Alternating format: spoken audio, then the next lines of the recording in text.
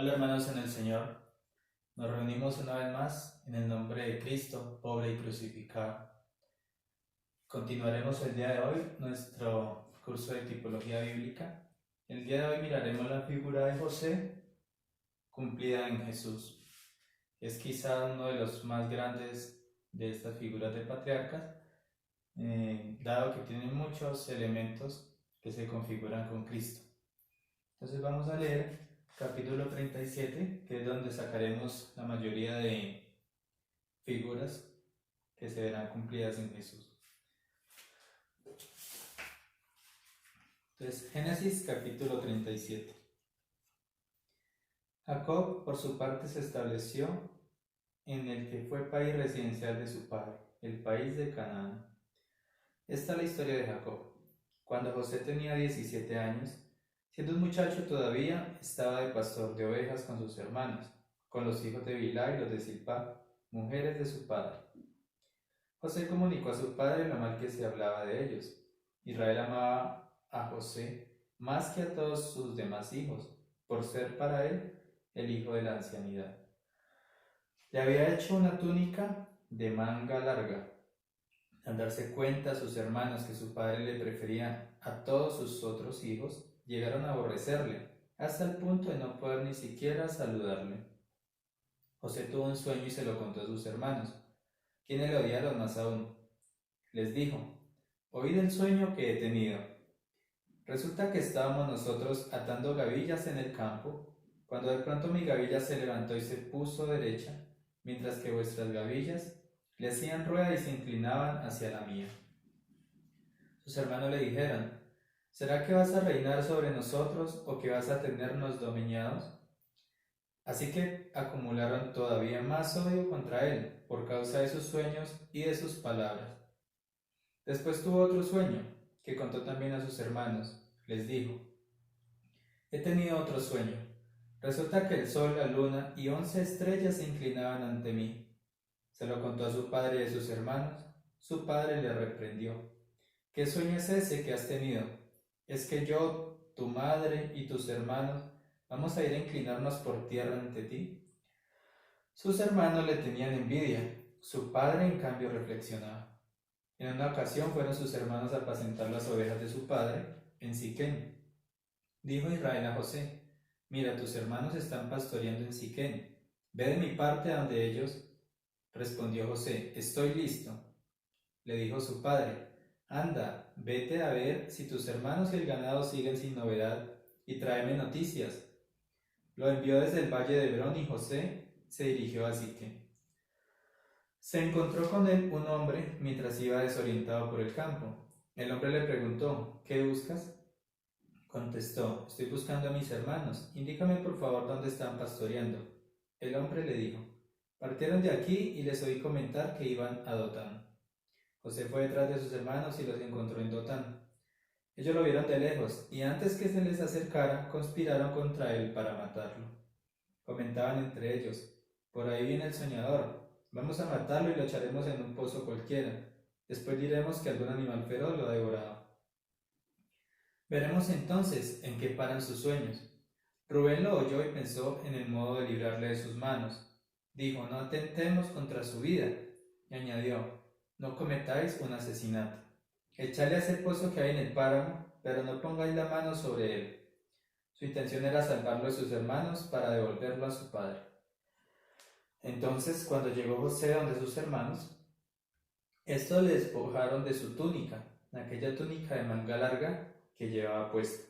Lo sujetaron y lo arrojaron al pozo. Era un pozo vacío, sin agua. Luego se sentaron a comer.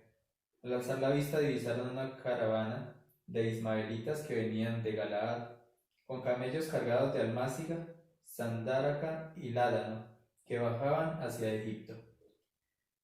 Entonces dijo Judá a sus hermanos: ¿qué sacamos con asesinar a nuestro hermano y tapar luego su sangre? Vamos a venderlo a los ismaelitas, y mejor no ponerle la mano encima porque es nuestro hermano, carne nuestra. Sus hermanos asintieron. Pasaron unos madianitas mercaderes que al descubrir a José lo sacaron del pozo. Vendieron a José por 20 piezas de plata a los ismaelitas, que se llevaron a José a Egipto.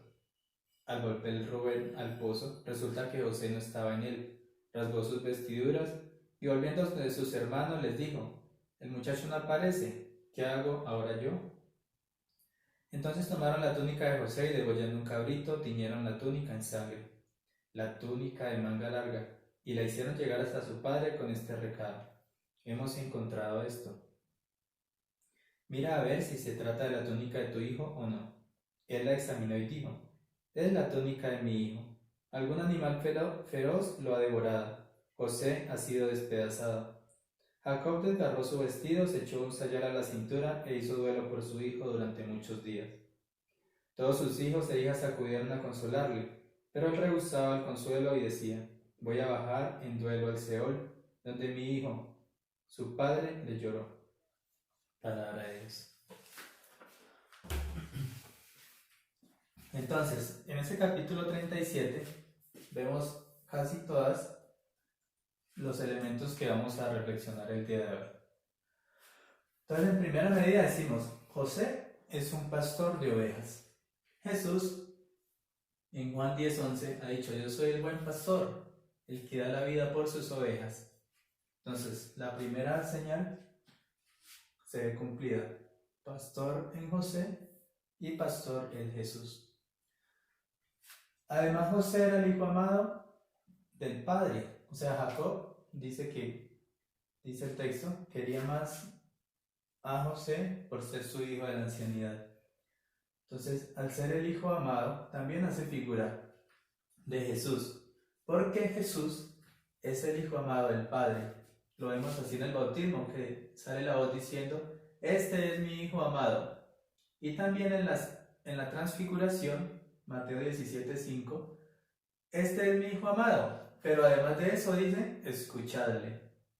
Como Jesús, el bautismo es el inicio, digamos, le abre la puerta a su vida profética, solamente hace reconocer que es su hijo amado. Pero como aquí transfigurado, ya les ha dicho sus profecías, ya ha comentado sus parábolas, agrega el Padre: escuchadle. O sea, no basta creer en el hijo amado sin la escucha. Y en la escucha está inmersa la obediencia. Vemos otra figura: sus hermanos le odiaban por envidia por ser el hijo consentido. Aquí también Jesús ha dicho: nos odian y a mí y a mi Padre por las palabras que les he dicho. Es decir, porque los judíos no quieren escuchar las palabras de Jesús y de su Padre, y por la misma condición de creerse hijo del Padre, es decir, de creerse Dios. Entonces sus hermanos, los judíos, también lo odiaban. En el 37:4 del Génesis leemos: es enviado por el Padre a sus hermanos. Entonces Jacob envía a José a donde sus hermanos. Aquí también Jesús es enviado por el Padre. La palabra se hizo carne, leemos en Juan 1:14. Después de estar con el Padre, es enviado para que salve a sus hermanos, es decir, a todo el género humano, y nos dé la adopción filial, nos haga hermanos. Además de eso, tengo por acá una que había olvidado: rechazaron que José reinara sobre ellos. Entonces, contado el sueño de las espigas y el sol, los hermanos dicen que lo odiaron más, porque él, sin haber interpretado el sueño era obvio de que José iba a reinar sobre ellos. A Jesús le pasa igual. Cuenta una parábola, la parábola de las minas, Lucas 19:14, donde dice que el enviado le contesta: no queremos que reine sobre nosotros. Pero la parábola tiene como fin Jesús. Entonces a Jesús lo dijeron de igual manera: no queremos que reine sobre nosotros. Aquí sus hermanos conspiran contra él. Al ver venir a José, planean cómo matarlo. En Mateo 27:1 también dice: los sumos sacerdotes y los ancianos celebraron un consejo para darle muerte.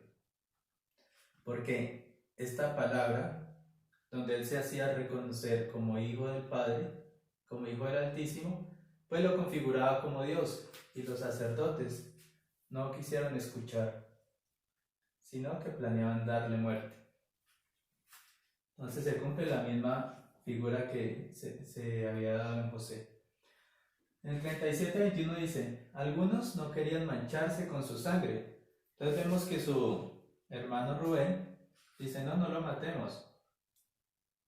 Entonces quería hacer cualquier cosa para evitar la muerte de su hermano y devolvérsela a su padre, pero los demás sí querían matarlo. Esto lo vemos en Mateo 27:24 también. Poncio Pilato se lava las manos y dice, inocente soy de la sangre de este justo. Tampoco quería mancharse con la sangre aquí de José, acá de Jesús. En el 23 le dicen, le quitan las vestiduras. Mateo 27:28 dice, lo desnudaron y le pusieron un manto púrpura en señal de burla. Entonces también vemos cumplida, quitar las vestiduras, y aquí también le quitan las vestiduras, dice que lo desnudaron. Y además de esto, las vestiduras la echaron a suerte. 37:24, lo arrojaron a un pozo. Jesús también es echado a un pozo excavado en la roca. Dice que en Mateo 27:59 se le hace un sepulcro nuevo que estaba excavado en la roca. Este es el pozo donde estuvo Jesús. Sus hermanos al volver por José, al regresar no lo encuentran en el pozo. Entonces de igual manera pasa en Juan 26. Pedro entró al sepulcro y vio los lienzos en el suelo, es decir, que Jesús que había sido puesto en el sepulcro ya no estaba porque ya había resucitado. Entonces también cumple la figura de que al regresar a buscarlo no lo encuentran en el pozo que lo habían dejado. A Jesús también lo dejan en un pozo y Pedro entra y no lo encuentra. José es vendido por 20 monedas de plata. Judas lo vende en Mateo 26:15 por 30 monedas de plata. Entonces, también es vendido por unas monedas. Sin embargo, miremos el número 20 y 30. ¿Qué quiere decir esta simbología? Que Jesús es más grande que José, que vale más que José. En el 37:39 leemos, es llevado a Egipto. Entonces José es llevado a Egipto, es vendido. Esto aún no lo leímos por lo extenso que es el texto. Entonces José, después de haber sido vendido a los ismaelitas, finalmente lo venden a un mayordomo de Egipto y es llevado allá. Entonces Jesús también es llevado a Egipto, Mateo 2:13. José huye a Egipto con María y Jesús. Entonces vamos a contar un poquito esta historia para que la enlacemos con esto.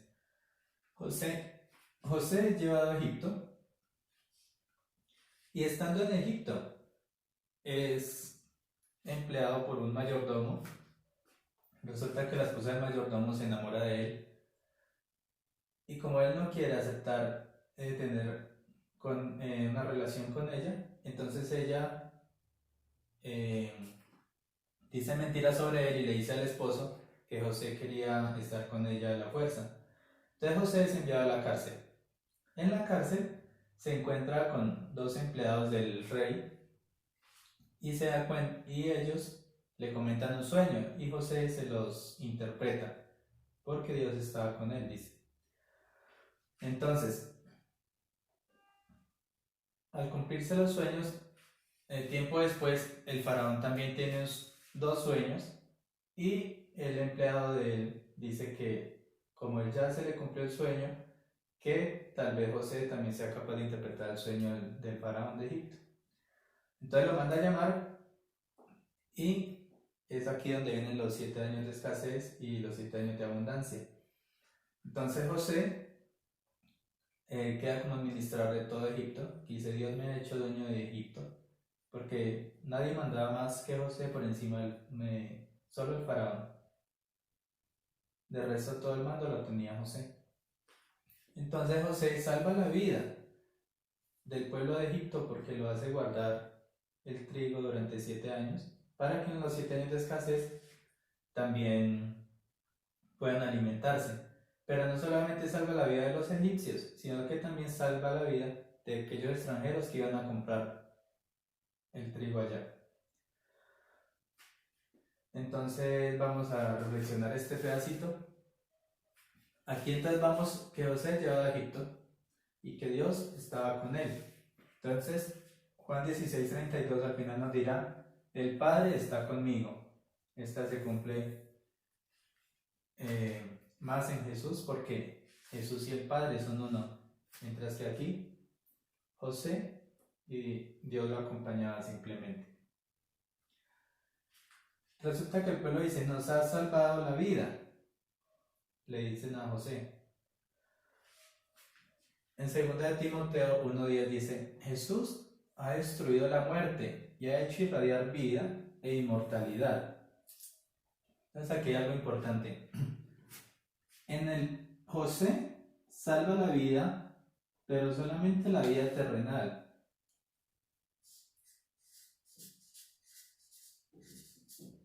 Como queriendo decir, simplemente aplazó la muerte de esta gente para que no muriera de hambre. Pero, aunque salva la vida por alimentarlos, este pueblo egipcio y los que se alimentaban de él, algún día tendrían que morir. Pero en Jesús, la figura siempre es superada por la realidad. Entonces vemos que Jesús no solamente salva la vida de su pueblo, sino que además de eso ha destruido la muerte. Entonces la muerte ya no tiene poder sobre el hombre. E irradia vida e inmortalidad.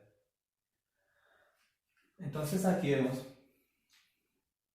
que los egipcios le dicen a José, danos pan. Esta figura se ve cumplida en Jesús, Juan 6:34. Danos siempre de este pan. Entonces aquí vemos una comparación muy importante.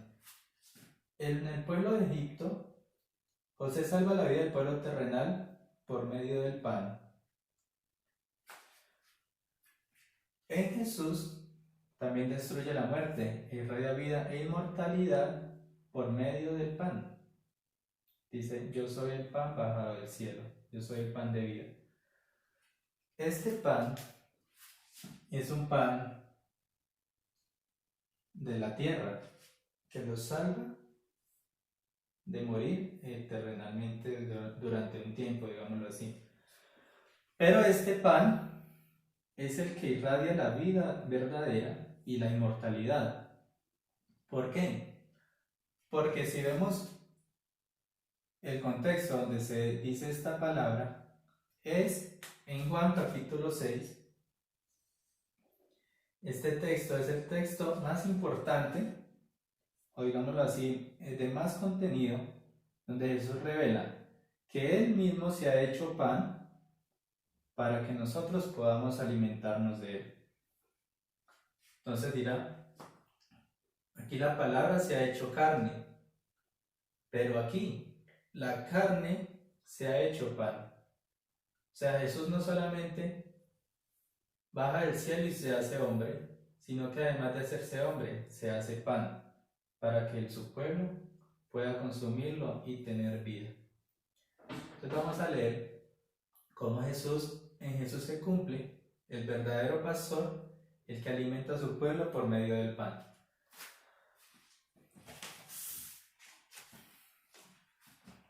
Entonces vamos a leer el Salmo 23, que es muy conocido, donde nos presenta quién es el pastor. Entonces vamos a leer solo el versículo 1, 2 y el 5. Entonces, el Señor es mi pastor, o sea, Jesús es el verdadero pastor, nada me falta. En verdes pastos me hace reposar. Tráense esta palabra, en verdes pastos me hace reposar. Y en el 5 dice, preparas ante mí una mesa a la vista de mis enemigos, perfumas mi cabeza y mi copa rebosa.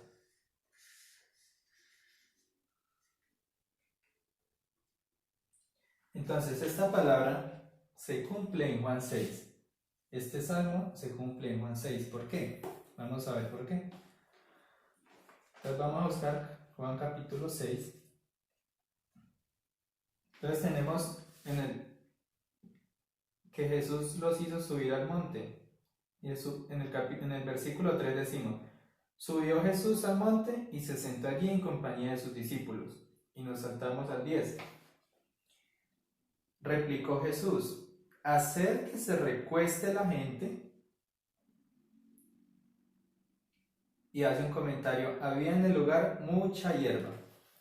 Entonces vemos la frase que les hice grabar: en verdes pastos me hace reposar. Y acá dice: hacer que se recueste la gente. O sea, ese día se da cumplimiento a la palabra del pastor. Jesús hace recostar la gente donde había mucha hierba. Entonces, en verdes pastos me hace recostar el pastor. Entonces, el pastor hace recostar la gente en el capítulo 6 para alimentarlos del pan. Pero en este alimentarlos, los alimenta con un pan natural, que es este. Pero finalmente viene a explicarles cuál es la importancia del pan eucarístico o del pan real, donde se esconde la carne de Cristo. Entonces, ese capítulo es muy extenso. Vamos a leer las partes más importantes. Entonces, en el Salmo hemos dicho: en verdes prados me hace recostar, en verdes pastos, y preparas una mesa ante mí. Y Jesús dirá: en verdad os digo, que si no coméis la carne del Hijo del Hombre y no bebéis su sangre, no tenéis vida en vosotros. El que come mi carne y bebe mi sangre, tiene vida eterna, y yo le resucitaré el último día. O sea, yo le daré la inmortalidad que podemos leer en este texto. Porque mi carne, o sea, mi carne, no mi pan, mi carne es verdadera comida y mi sangre es verdadera bebida.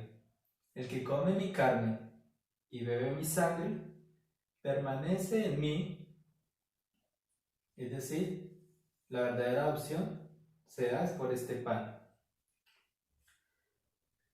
y yo en él.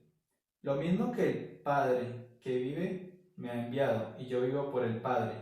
También el que coma vivirá por mí. Entonces vamos a reflexionar este pedacito.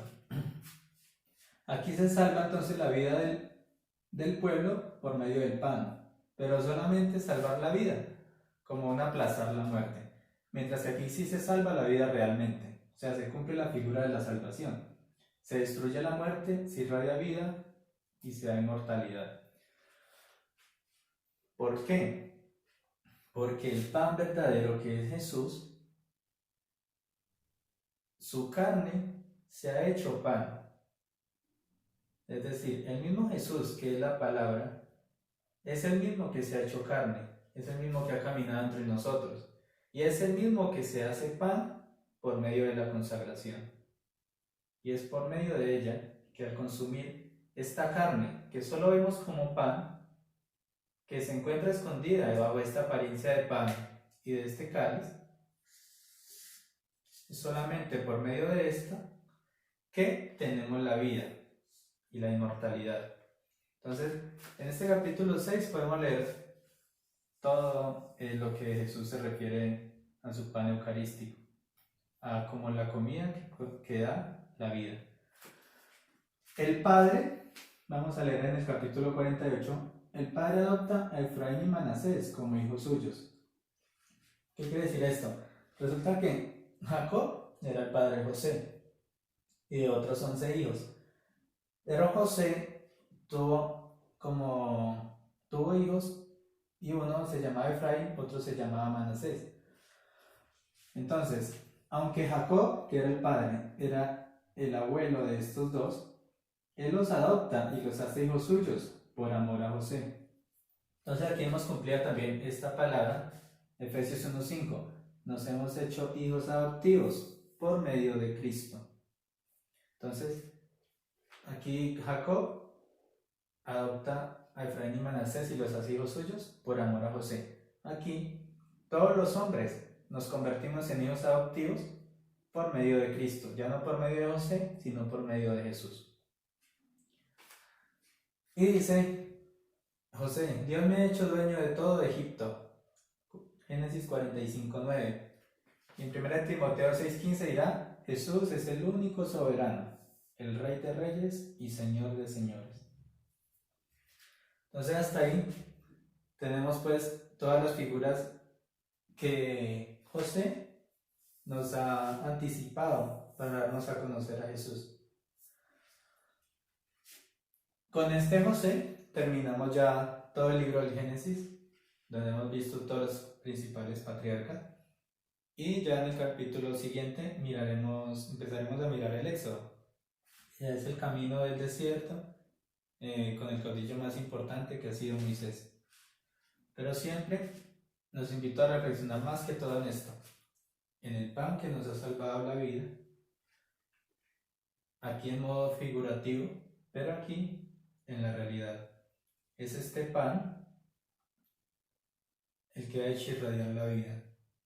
Si no comemos de este pan no podemos tener vida, dice Juan, y no seremos resucitados el último día. Entonces este pan no es un simple símbolo, sino que así como no es símbolo que la palabra se haga hombre, se haga carne, tampoco es símbolo que la carne se haga pan. El que no cree que Jesús, la palabra eterna del Padre, se hizo hombre, tampoco cree que aquel que se hizo hombre se hace pan en las manos de un sacerdote. Entonces leamos, sobre todo reflexionemos mucho este capítulo 6 de Juan, para que podamos reconocer en Cristo el pan bajado del cielo. Y este tema pues lo miraremos después más a fondo cuando miremos el maná que se le dio al pueblo en el Éxodo. Entonces, busquemos siempre penetrar la palabra de Dios, que podamos nosotros sacar a luz esos misterios que están escondidos en su palabra. Ya la palabra se hizo carne y nos ha dejado una forma de vida, una forma de seguirlo. Y aún nos sigue alimentando por medio de ese pan. Entonces, busquemos siempre alimentarnos del pan eucarístico, de la copa que rebosa el buen pastor. Y con ello vamos a hacer que destruir la muerte, que la muerte de Cristo tenga validez, que podamos irradiar vida e inmortalidad en medio de nosotros, y que esta adopción que se nos ha dado por medio de Cristo tenga un valor completo. Gloria al Padre, y al Hijo, y al Espíritu Santo, como era en el principio, ahora y siempre, por los siglos de los siglos. Amén.